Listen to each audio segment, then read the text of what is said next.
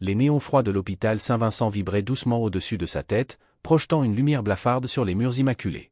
L'odeur d'antiseptique emplissait l'air, piquant la gorge et rappelant à Clara Morel à quel point tout ici semblait stérile, irréel.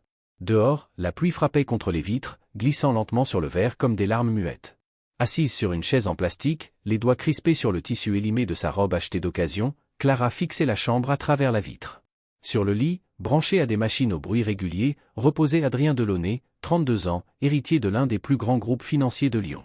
Autrefois décrit par les journaux comme un jeune PDG brillant et impitoyable, il n'était plus désormais qu'un corps immobile, prisonnier d'un coma depuis l'accident de voiture qui avait bouleversé tout son empire. Derrière Clara, les talons vernis claquaient sur le carrelage. Sa tante, Madeleine Morel, au visage sévère et au ton tranchant, s'arrêta juste derrière elle. « Clara, tu vas le faire. Ta sœur est partie, la cérémonie ne peut pas être annulée. Tu comprends la honte que cela nous apporterait ?» Clara serra les lèvres. « Mais, je ne suis pas sa fiancée, tante Madeleine. C'est Élodie qui devait. » Élodie a fui, trancha la voix glaciale. « Et toi, tu vas réparer les dégâts. » La main de Madeleine s'abattit sur l'épaule de la jeune femme. « Si ce mariage n'a pas lieu, l'hôpital arrête le traitement de ta mère dès demain. Tu veux qu'elle meure ?» Les mots tombèrent comme une condamnation. Clara sentit sa gorge se serrer. Son cœur battait à tout rompre. Sa mère, atteinte d'une grave maladie, luttait pour survivre dans un petit centre médical à la périphérie de Lyon. Et tout dépendait de ce contrat. Un avocat s'avança, costume impeccable, dossier en main. « Tout ce qu'il faut, c'est votre signature, mademoiselle Morel. Le mariage civil aura lieu demain, ici, dans la chapelle de l'hôpital. » Une simple formalité. Clara fixa le stylo qu'on lui tendait. À travers la vitre, Adrien semblait dormir paisiblement. Ses cheveux noirs retombaient sur son front, son visage pâle éclairé par les machines. Elle se souvint vaguement de l'avoir vu une fois à la télévision, dans une interview où il parlait d'éthique et de réussite. Ironie du sort. Elle signa. Le frottement du stylo sur le papier lui parut plus fort que le tonnerre dehors. Cette nuit-là, elle ne dormit pas. Et le lendemain matin, sous les vitraux colorés de la petite chapelle, vêtue d'une robe simple repassée à la hâte, elle épousa un homme inconscient. Les mots du prêtre résonnèrent dans le vide. « Je vous déclare mari et femme. » Aucun applaudissement. Aucun sourire. Juste le bip régulier des machines et la pluie qui continuait de tomber. Lorsque tout le monde quitta la pièce, Clara resta seule. Elle s'assit près du lit, les mains tremblantes, fixant le visage du jeune homme qui portait désormais le même nom qu'elle. « Je suis désolée, murmura-t-elle. Je n'ai jamais voulu ça. » Sa voix se brisa. Une larme tomba sur la couverture blanche. Elle sortit de sa poche un petit médaillon d'argent, celui de sa mère, et le posa sur la table de chevet. « Je resterai, au moins jusqu'à ton réveil. Quelqu'un doit le faire. » Dehors, la pluie s'adoucit. Dedans, un lien fragile venait de naître silencieux, improbable, mais bien réel. Le lendemain matin, le vent hurlait contre les vitres de son minuscule appartement à Villeurbanne. Sa robe de la veille pendait encore sur une chaise, humide et froissée. Sur la table, les factures s'empilaient, loyer en retard, électricité impayée, dernier avis de la pharmacie. Clara remua lentement son café, plus clair que de l'eau. Son téléphone vibra. « Madame Morel, la médication de votre mère ne peut pas être prolongée sans paiement. Merci de passer aujourd'hui. » Son estomac se noua. Elle ferma l'écran comme si cela pouvait effacer le message. Dans le canapé, sa mère toussait doucement sous les couvertures.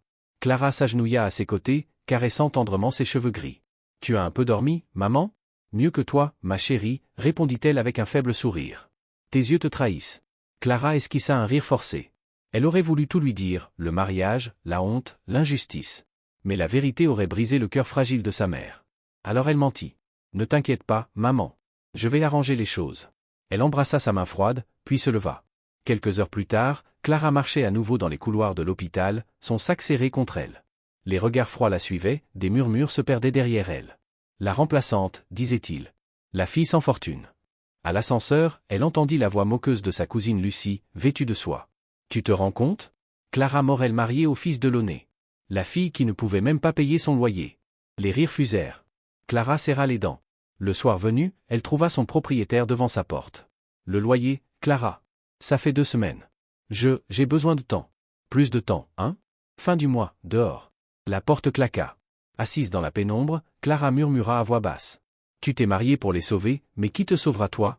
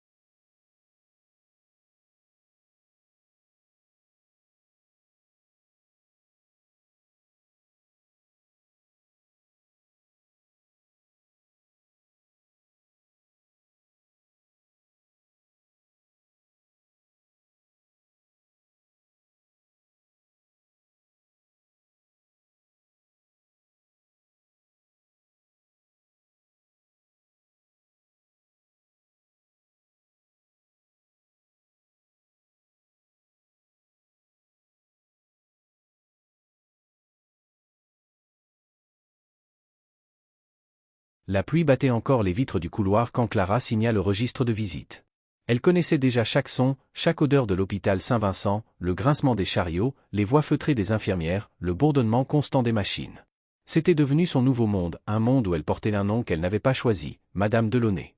Dans la chambre, Adrien reposait toujours, immobile, son visage éclairé par les reflets bleus du moniteur. Clara s'assit près de lui, posant son sac sur ses genoux. Elle n'avait presque pas dormi. Ses mains tremblaient encore du froid et du vide.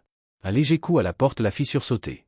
Un homme entra au costume gris, regard sévère, attaché-caisse à la main. « Madame Delaunay » demanda-t-il sans sourire. « Oui » murmura-t-elle, mal à l'aise. « Je suis maître Fournier, avocat du domaine Delaunay.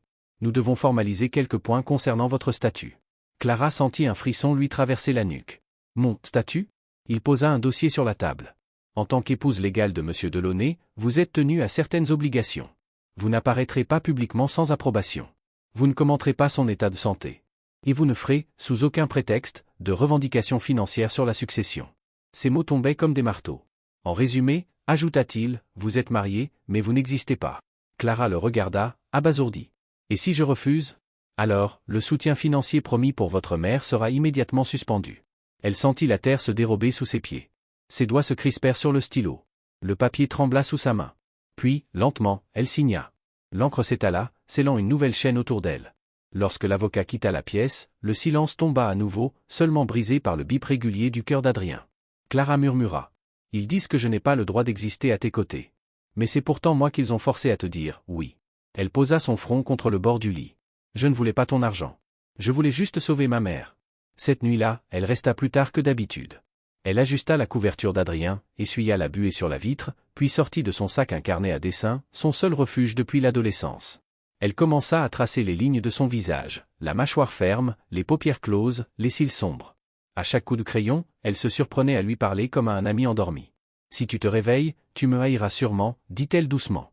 Tu croiras que je t'ai piégé. » Elle s'interrompit, les yeux humides. « Mais je n'ai jamais voulu ça. Jamais. » Le lendemain, elle passa par la cafétéria. Une soupe claire, un morceau de pain sec. À la table voisine, elle entendit des rires étouffés. Lucie, encore elle, chuchotait à l'oreille d'un cousin. « Regarde-la, Madame Delaunay, assise toute seule, avec sa soupe de pauvre. Elle joue à la veuve avant l'heure. » Les rires la suivirent jusqu'à la sortie. Ce soir-là, en rentrant à l'appartement, Clara trouva sa mère endormie sur le canapé. Elle déposa un baiser sur son front, puis resta un long moment debout, observant la pluie tomber par la fenêtre. Son cœur se serra. Pour la première fois, elle sentit que quelque chose d'autre que la peur l'habitait, une étrange chaleur, fragile, ténue, l'espoir. Le lendemain, à l'hôpital, un détail la figea. En ajustant le drap, elle sentit un mouvement léger. La main d'Adrien, inerte depuis des semaines, venait de trembler. Elle resta immobile, le souffle coupé. « Adrien !» Pas de réponse. Les machines continuaient leur mélodie froide. Elle pensa d'abord à un réflexe nerveux, mais ses doigts tremblaient. Elle effleura sa main. Sa peau n'était plus glaciale, elle était tiède, presque vivante. Des larmes brouillèrent sa vue. « Si tu m'entends, souffla-t-elle, je t'en prie, continue à te battre. Je ne veux rien d'autre que ça. » Le bip régulier des machines sembla lui répondre. Et dans ce bruit monotone, Clara sentit naître en elle la première étincelle d'un lien qu'elle n'avait jamais cherché, mais qu'elle ne pourrait plus nier.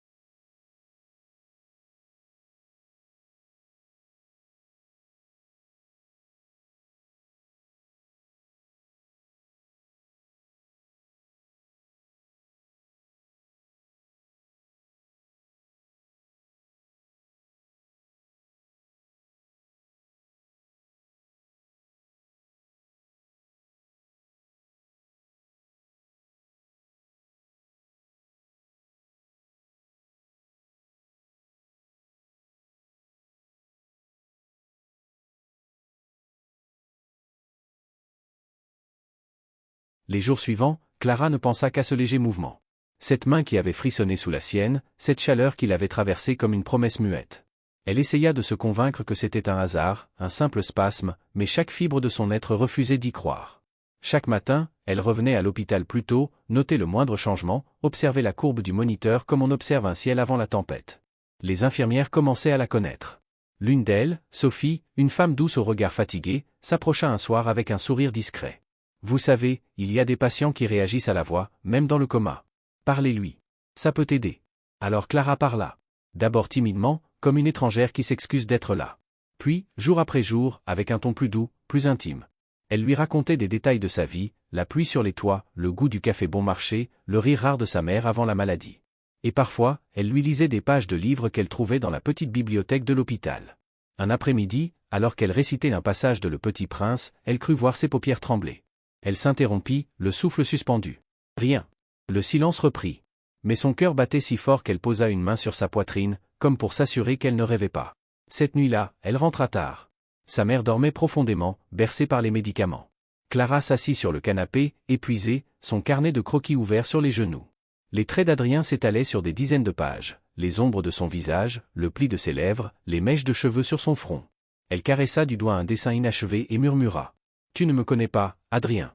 Et pourtant, je passe mes jours à attendre que tu respires sans ces machines. » Ses larmes tombèrent, effaçant un peu le graphite du papier. Le lendemain, à sa grande surprise, une infirmière lui remit une enveloppe. Dîner au domaine de Launay. Tenue correcte exigée. Clara resta figée. Un dîner? Avec eux? Elle voulut refuser, mais Madeleine l'avait déjà décidé. Tu et sa femme, lança-t-elle au téléphone. Tu dois apparaître. Pour les médias. Le soir venu, Clara se tenait devant les grilles du domaine. Le manoir semblait sorti d'un autre monde, colonnes en pierre, fontaines illuminées, allées impeccables. Elle serra contre elle son manteau d'occasion. Ses chaussures usées luisaient faiblement sous la pluie. À l'intérieur, les lustres étincelaient. Des domestiques passaient, silencieux, portant des plateaux d'argent. À la longue table de chêne, les visages familiers la fixaient, Madeleine, Lucie, plusieurs associés de la famille. Personne ne souriait. Clara, enfin, assieds-toi, ordonna Madeleine. Elle obéit, baissant les yeux. Devant elle, un repas luxueux, bien trop riche pour son estomac noué. Lucie leva sa coupe de vin, un rictus au coin des lèvres.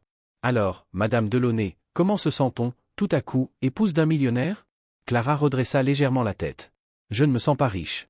Juste, piégée par les circonstances. Des rires moqueurs fusèrent autour de la table. Lucie répliqua d'une voix sucrée.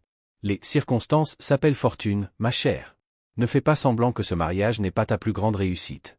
Clara planta sa fourchette dans la nappe. Ma plus grande réussite, c'est de garder ma mère en vie. Pas de porter ce nom. Le silence tomba brutalement. Madeleine changea aussitôt de sujet, parlant des actions du groupe et du conseil d'administration. Mais Clara avait gagné quelque chose ce soir-là, un peu de dignité.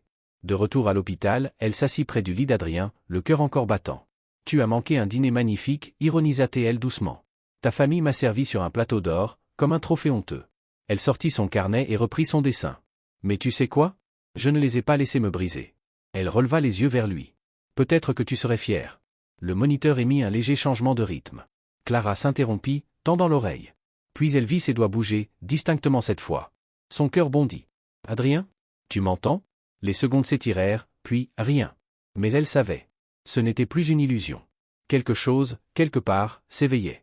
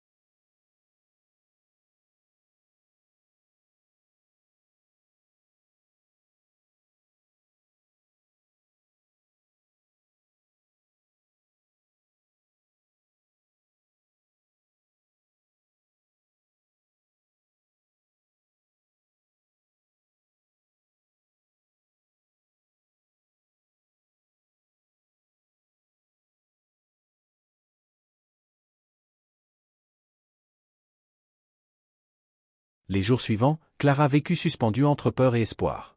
Chaque matin, en entrant dans la chambre, son cœur se serrait. Elle craignait de trouver Adrien exactement comme avant, immobile, silencieux, et redoutait tout autant qu'il ouvre enfin les yeux et voit la vérité, celle d'une épouse qu'il n'avait jamais choisie. Les infirmières la saluaient avec douceur maintenant. Même le personnel le plus froid semblait remarquer quelque chose de nouveau, le léger changement de rythme sur les écrans, le teint un peu moins blême d'Adrien, la tension presque imperceptible dans ses doigts. Sophie, la jeune infirmière, lui glissa un matin. « Continuez à lui parler, Madame Delaunay. On dirait qu'il vous entend. » Clara hocha la tête, la gorge serrée. Elle approcha sa chaise du lit, posa ses croquis sur la table de chevet, et se mit à raconter. Des banalités, d'abord, la météo, les factures, la vieille cafetière qui fuyait. Puis des choses plus intimes, son enfance, son rêve de devenir illustratrice, le rire de sa mère avant la maladie. Sa voix, tremblante d'abord, gagna en chaleur au fil des jours. Mais un soir, alors qu'elle lui lisait un passage de Les Misérables, sa main à lui bougea. Cette fois, nettement.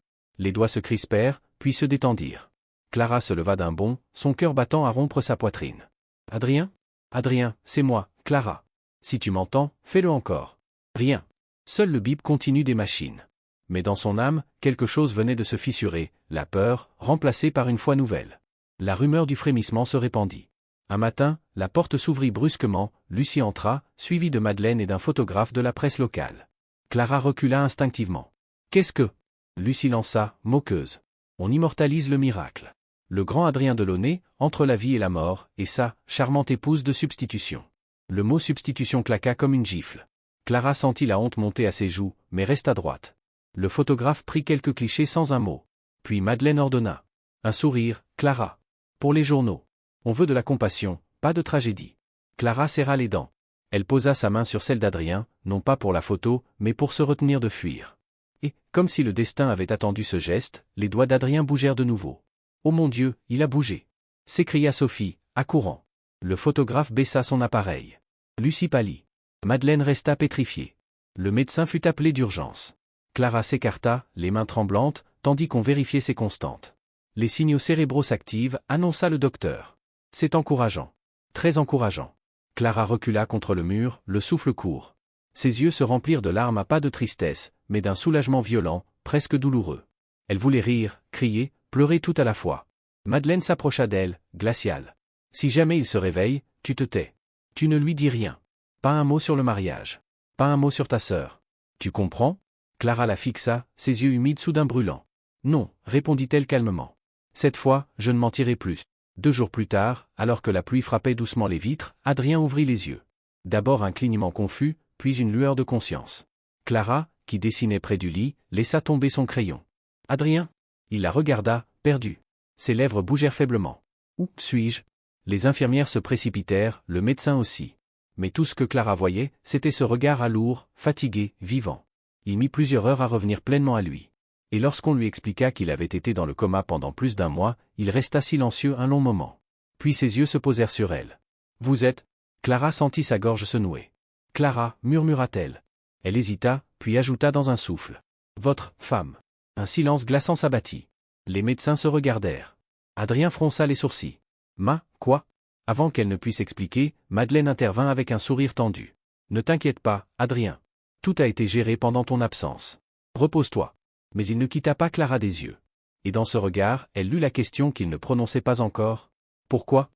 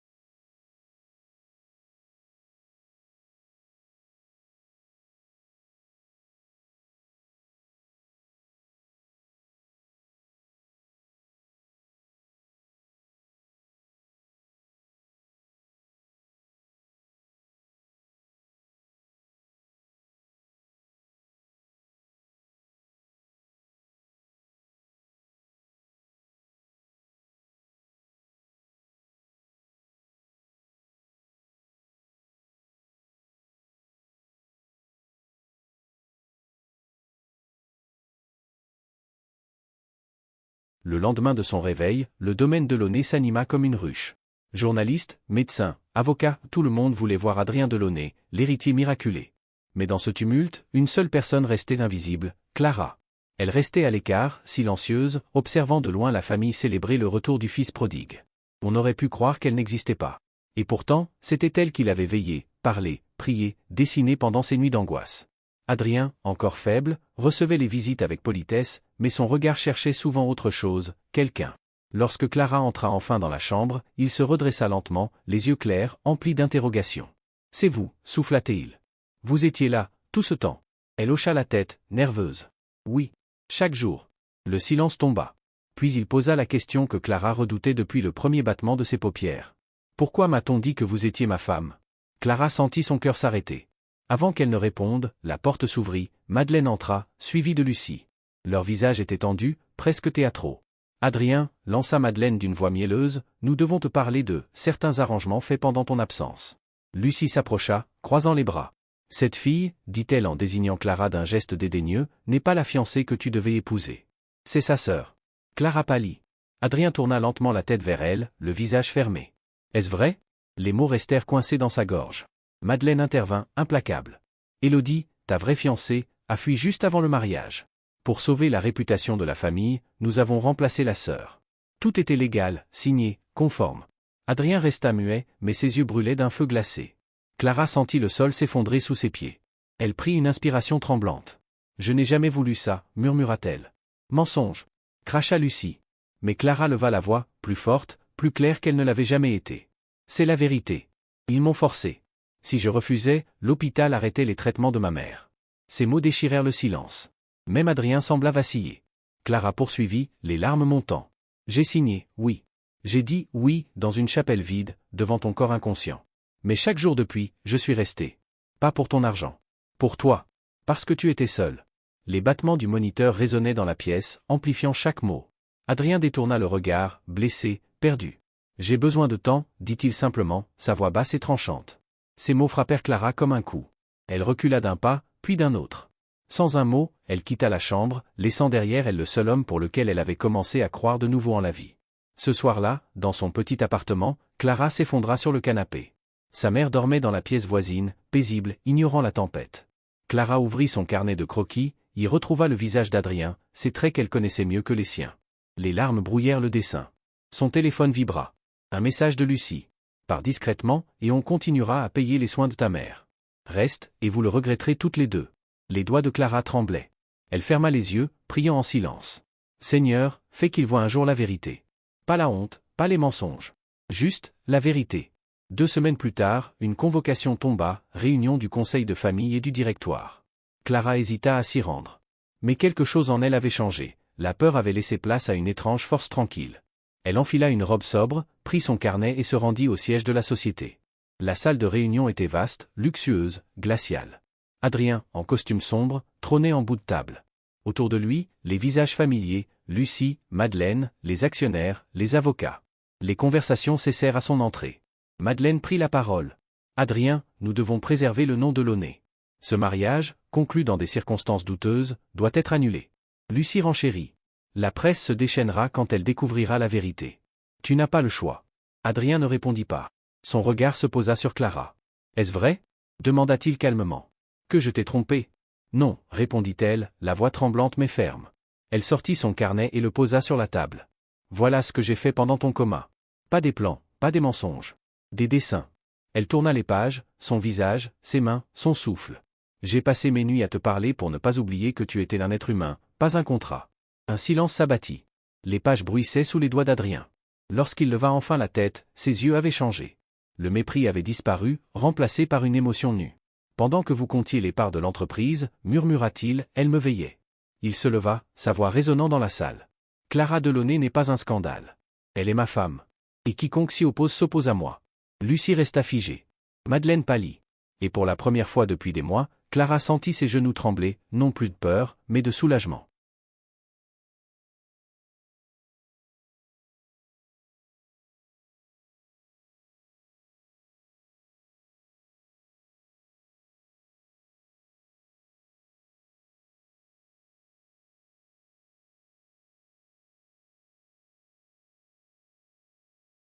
Les semaines suivantes passèrent comme un souffle.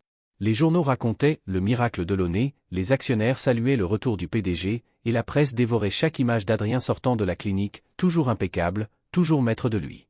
Mais derrière ce calme, Clara sentait la distance. Depuis la réunion, il ne l'avait presque pas revu. Il avait pris sa défense, oui. Mais il n'avait pas dit un mot de plus. Chaque soir, elle rentrait dans leur petit appartement, retrouvant sa mère dont la santé, enfin stable, s'améliorait un peu. « Tu as l'air ailleurs, ma chérie », souffla-t-elle un soir. Clara esquissa un sourire fragile. Il a beaucoup à gérer, et moi, je ne sais plus quelle place j'ai dans tout ça. Elle passa les jours suivants à dessiner, incapable de trouver le repos. Sur chaque feuille, les traits d'Adrien revenaient. Son regard sérieux, ses mains, son sourire à peine esquissé le jour de son réveil. Elle croyait avoir tourné la page, mais chaque trait la ramenait à lui. Un matin d'automne, alors qu'elle déposait ses croquis à la galerie où elle travaillait à mi-temps, une voiture noire s'arrêta devant la porte. Adrien en descendit. Toujours ce calme élégant, mais dans ses yeux, quelque chose de différent, un éclat doux, presque timide. « Puis-je te parler » demanda-t-il simplement. Elle acquiesça sans mots. Ils marchèrent le long des quais, le vent portant des odeurs de feuilles mouillées et de café chaud. Pendant un moment, aucun des deux ne parla. Puis Adrien soupira. « Je t'ai jugé trop vite. Quand j'ai appris la vérité, je n'ai vu que la trahison. Pas la douleur derrière. Pas le courage. » Clara baissa les yeux. « Tu n'as pas à t'excuser.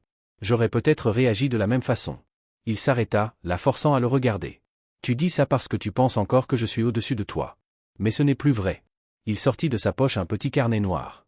Clara reconnut immédiatement le sien, son carnet de croquis qu'elle avait oublié dans la salle du conseil. « J'ai lu chaque page, dit-il doucement. Et j'y ai vu plus d'honnêteté que dans toute ma famille réunie. » Ses yeux brillèrent. « Tu m'as tenu en vie. Pas les machines. Toi. » Clara sentit les larmes monter. « Et maintenant » demanda-t-elle. « Maintenant, c'est à moi de faire un choix, répondit-il. Pas un choix dicté par les contrats, ni par les apparences, mais par ce que je ressens. » Il prit une profonde inspiration, puis sortit une petite boîte de velours. À l'intérieur, une bague simple, un solitaire entouré d'or blanc. « La première fois, on m'a marié sans que j'aie mon mot à dire, dit-il avec un sourire hésitant. Moi aussi, répondit-elle. Alors cette fois, reprit-il, je veux qu'on le fasse autrement. Pas par devoir. Par amour. Il tomba à genoux sur le pavé encore humide. Clara, veux-tu m'épouser, vraiment, cette fois? Les passants s'arrêtèrent, quelques-uns retinrent leur souffle. Clara, la main sur la bouche, hocha la tête, les larmes roulant sur ses joues. Oui, Adrien. Oui, 1000 fois oui. Il se releva, la serra contre lui. Leur baiser n'avait rien d'un conte de fées, il était tremblant, vrai, tissé de tout ce qu'ils avaient perdu et reconstruit. Quelques mois plus tard, un petit mariage eut lieu dans le jardin du domaine, cette fois sans journaliste ni contrat. Sa mère, souriante malgré la fatigue, tenait le bouquet de fleurs sauvages. Sophie, l'infirmière, était là aussi, émue aux larmes. Lorsqu'Adrien passa l'anneau au doigt de Clara, il murmura. « Cette fois, c'est moi qui choisis. Et je te choisis, encore et toujours. » Clara répondit à voix basse. « Et moi, je te choisis, même quand tout s'effondre. » Les invités applaudirent doucement, tandis que le vent d'automne balayait les feuilles dorées autour d'eux. Ce soir-là, dans leur nouvel appartement, Clara rangea 2 objets côte à côte sur une étagère. Le médaillon de sa mère et le carnet de croquis. Adrien passa derrière elle, glissant un bras autour de sa taille. « Tu gardes tout » dit-il avec un sourire. « Oui » répondit-elle. « Parce que c'est avec tout ça qu'on s'est construit. » Elle leva les yeux vers lui. L'amour n'a jamais été une histoire parfaite. Mais parfois, même les erreurs deviennent des miracles. Dehors, les lumières de Paris brillaient sur la Seine. Leurs reflets se mêlaient, comme 2 vies qui, après tant de tempêtes, avaient enfin trouvé la paix.